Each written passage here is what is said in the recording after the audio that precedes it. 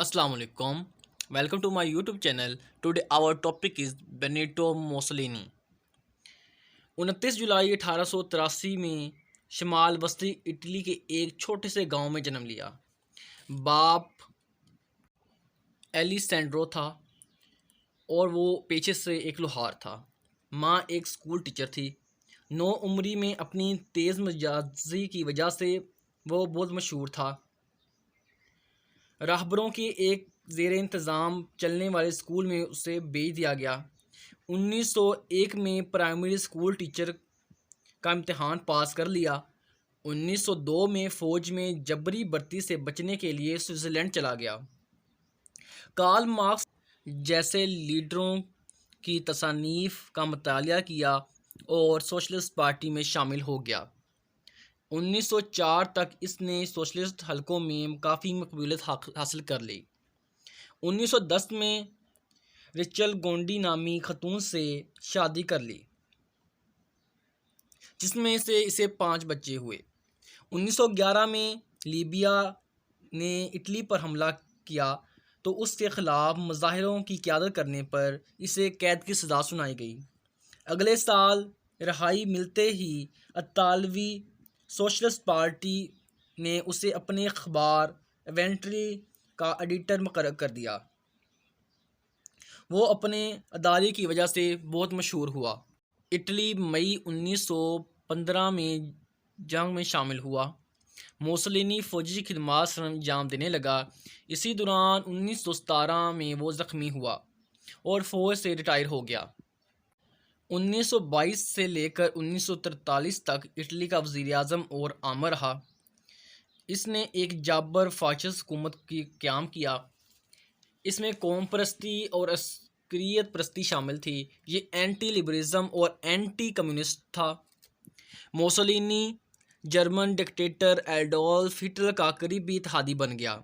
1940 में Mussolini Nazi Germany की तरफ से दूसरी जंग में दाखिल हुआ।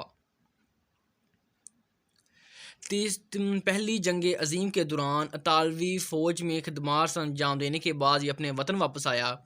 1918 में इसने जज्बाती तकारीर शुरू कर दी कि मुल्क की सरबराही एक आमिर को दी जाए।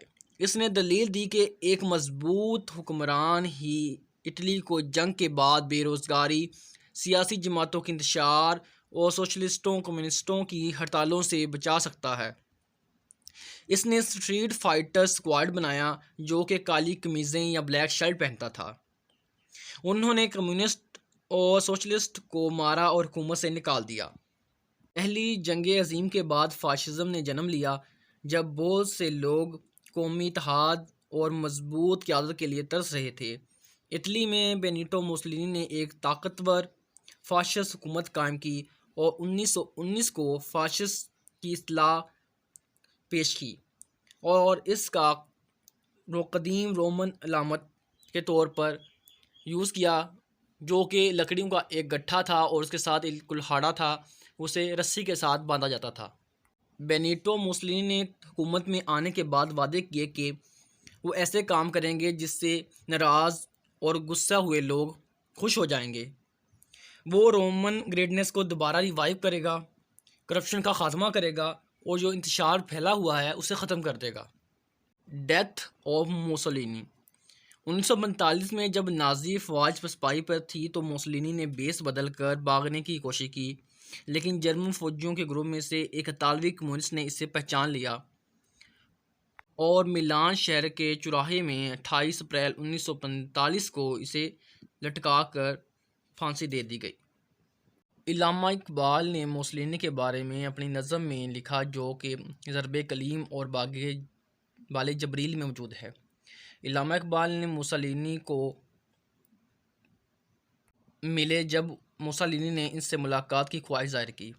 1931 के आखिर में दूसरी गोलमेज़ कॉन्फ्रेंस में शिरकत के बाद इल्लामा इकबाल लंदन से रोम तशरीफ़ ले गए। दौरे का इंतज़ाम इटली के सफ़ीर मोतीन बंद ने किया था। जब बेनिटो मुसोलिनी ने इल्लामा इकबाल से कोई मशवरा मांगा तो इल्लामा इकबाल ने कहा कि जब रोम की आबादी इसके मसाइल से बढ़ जाए तो इसमें और लोगों को आबाद ना करना, ایک نیا شہر آباد کرنا۔ تو بینیٹو مسولینی نے پوچھا کہ اس کی کیا وجہ ہے، تو علامہ اقبال نے کہا کہ اس سے منفی کلچر مثبت کلچر پر غالب آ جائے گا۔ تو وہ اس بات سن کے بہت خوش ہوا، تو اس نے پوچھا کہ یہ بات کہاں سے آپ کے دماغ میں آئی؟ تو علامہ اقبال نے کہا کہ یہ بات ہمارے پیارے نبی صلی اللہ علیہ وسلم نے ہمیں بتائی تھی کہ جب مدینے کی یہ آبادی اس کے وسائل سے بڑھ جائے تو اس میں اور آبادی شامل نہ کرنا، ایک نیا شہر آباد کرنا۔ آج کا ہمارا ٹاپک ختم ہوا، انشاءاللہ ملتے ہیں نیکسٹ ویڈیو میں ایک نئے ٹاپک ساتھ۔ ہمارے چینل کو سبسکرائب کر دیجیے گا۔ اللہ حافظ۔